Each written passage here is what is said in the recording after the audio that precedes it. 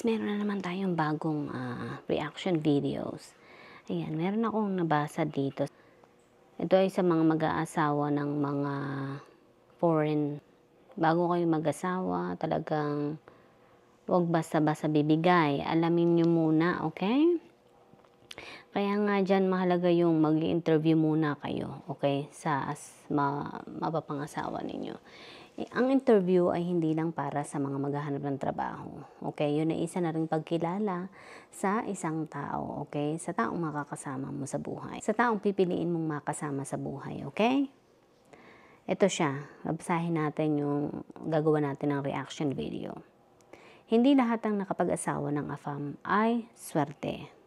Ako ay nandito sa Romania, nakapag-asawa ng AFAM. Pero hindi magandang buhay ko. Malayo sa inaasahan kong buhay. Gusto niya dito lang ako sa bahay. Ayaw niya ako magtrabaho. Tapos gusto niya, anakan niya ako ng anakan. Di ako nakakahawak ng pera. Ng pera dito. Kaya, wala din akong maipadala sa pamilya ko sa Pinas. Ngayon, namatay ang nanay ko pero hindi ako makauwi dahil wala akong sariling pera at ayaw din akong payagan ng asawa ko. Nagsisisi akong nag-asawa ng AFAM. Kaya sa mga kabayan dyan na balak maghanap ng AFAM, mag-isip muna kayong mabuti, lalo na pag dalhin kayo sa lugar nila dahil wala kang kakampi. Di ko na alam ang gagawin ko dito. Gulong-gulo na ang isip ko dahil sinasaktan din ako ng asawa ko. Yan na nga po, yan ang pinakamahirap na sitwasyon talaga ng isang babae. You know, yung magkamali siya ng buhay na pinili. Yung magkamali siya ng lalaking pinili. Okay? Kaya nga talagang yan yung kinatatakutan ko noon talaga. Ang makapag-asawa ng maling tao. Okay? Ang makakuha ng maling lalaki. Alright? Ako, ang ginawa ko noon dahil nga syempre katakutan kong mabuntis din, di ba? Sabi ko nga, syempre pupunta ako sa bansa ng lalaking pinili ko talagang makasama, okay? Pinili kong maging asawa. Kaya nga sabi ko, talagang marami akong tanong noon. Syempre, at saka nag-date muna kami talaga. Talagang tiningnan ko muna siya, yung pagkatao niya, tiningnan ko muna kung paano niya ako tratuhin, tiningnan ko muna kung paano siya sa amin ng anak ko, okay? At kung, yung marami akong mga ibinigay na tanong sa kanya, nag-get to know muna kami, okay? Kinilala ang isa't isa.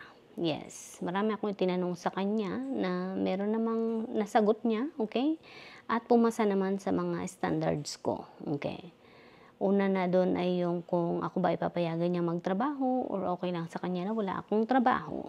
Okay? Ang sagot niya sa akin ay okay lang kung magtrabaho ka kung yan ang gusto mo. Yes. At saka kung wala kang trabaho dito, may inip ka rin naman. Kaya magtrabaho ka pa rin. You know, maganda pa rin yung may trabaho. Sabi niya ganun. And okay lang naman sa akin. Pabor sa akin yun na magtrabaho ako dahil gusto ko na may sarili akong pera. Okay? At ang unang-una kong ginawa, sabi ko sa inyo, nung umalis ako ng Pilipinas, dahil hindi ko sigurado pa rin kung ano bang maging buhay ko, di ba? Tinanong ko rin naman, ang kagandahan naman ay tinanong ko rin sa kanya kung gusto niya bang magkaanak uli or ayaw niya magkaanak, okay? Mahalaga na tatanungin mo yon kung gusto pa rin ba niya na magkaanak, okay? Siya ay ayaw na niyang magkaanak naman, okay? Ako ay wala din namang problema sa akin. Pero, para masigurado kahit pa sinabi niya sa akin na ayaw niya magkaanak, talagang bago ako pumunta dito ng Amerika ay nagdala na ako ng maraming pills ng good for 2 years. Para sabi ko ay hindi ko alam kung paano ako magpapasikot-sikot dun sa bansang pupuntahan ko. Hindi ko alam kung ang contraceptive ba ay madaling bilhin, madaling kunin. Hindi ko alam. And then there you go. Nang pagdating ko dito sa Amerika ay mahirap nga pala talaga siyang kunin. Hindi kagaya sa Pilipinas na basta ka na lang bibili ng pills, okay? Dito ang pills ay hindi mo basta-basta mabibili, yung contraceptive pills. Yes, hindi mo siya basta-basta mabibili. Kailangan mo pang magpakonsulta sa doktor, kailangan mo pang magpa-appointment sa doktor, kailangan mo pang yun nga, sabi ko nga, tingin kung kailangan mo ba ng pills, okay? Kung ano yung mas maganda para sa'yo. At kailangan kanilang i-check up muna. Yes. Hindi kagaya sa Pilipinas na basta mo na lang mabibili ang contraceptive pills, di ba? Yun, madali lang, punta ka lang sa pharmacy, bili ka na ng contraceptive pills. Dito ngayon ay hindi. Pero parang ngayon ay may nauuso na rin na puwede mo na ring bilhin yata, but I'm not so sure, kailangan ko mag-research. Yes, kung hindi ako nagkakamali puwede na rin yata. But way back before, hindi puwede. Talagang kailangan kong pumunta ng doktor.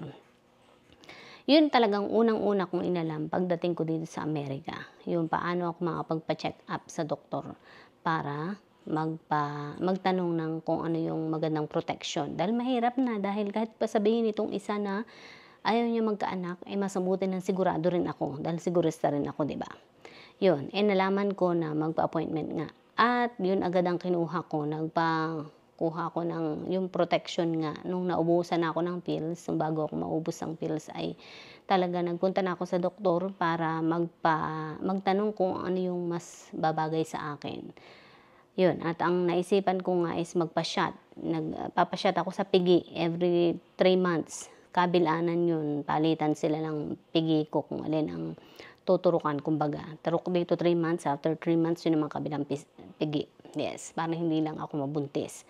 Ginawa ko yun. And then sumunod, ang ginawa ko naman protection is, una pala pills, tapos sumunod na yung shots. Kasunod ng shots is, ano pa bang ginawa ko? Hindi ko alam kung nagpaturok din ba ako sa braso yata, hindi ko na maalala. Basta, and then ang pinakahuling ginawa ko is nagpa-IUD ako. Talagang nagpalagay ako ng IUD sa loob para hindi ako magbuntis. Good for 5 years siya, grabe. Yun, talagang sabi ko, mahirap na at baka mamaya ay sabihin nito na ayaw niya nga kami mag-anak. Tapos ay, alam mo na, hindi mo masabi ang kapalaran. Yun. At yun talaga ang unang-una kong inasikaso.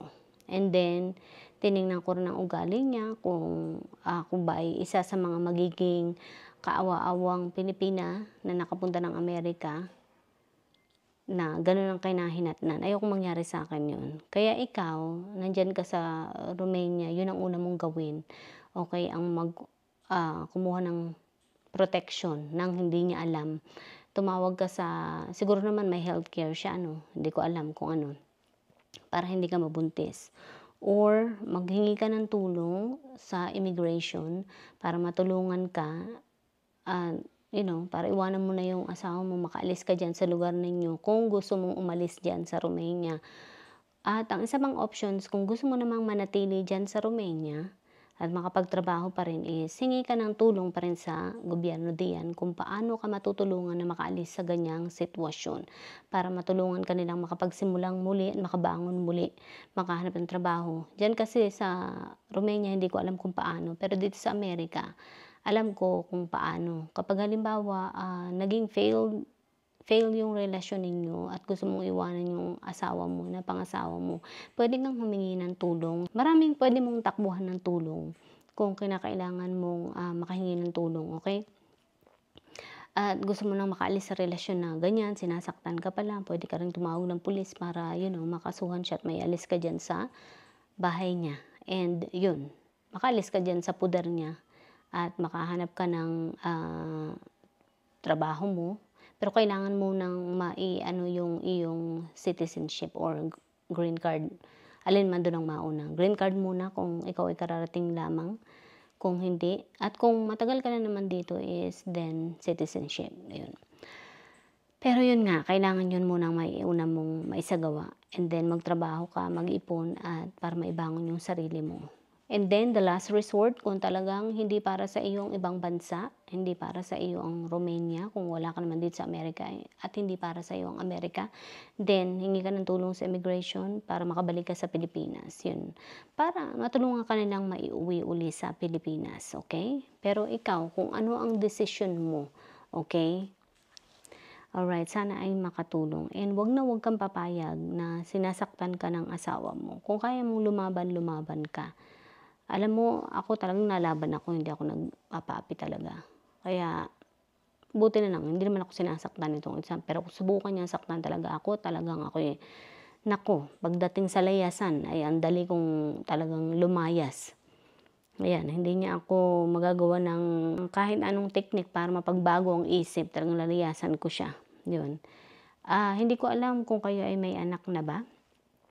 Aralin mo kung paano ka dyan sa Romania, kung paano ba kapag may anak kayo, kung paano ang batas diyan sa Romania, mag-research ka at yun ang iyong gawa ng paraan, okay? Madali lang malalaman mo yung mga help kung ikaw ay magre-research, okay? Sana ay makatulong kayo sa mga mag-aasawa talaga. Bago kayo mag-asawa, piliin niyo munang mabuti ang mapapangasawa ninyo.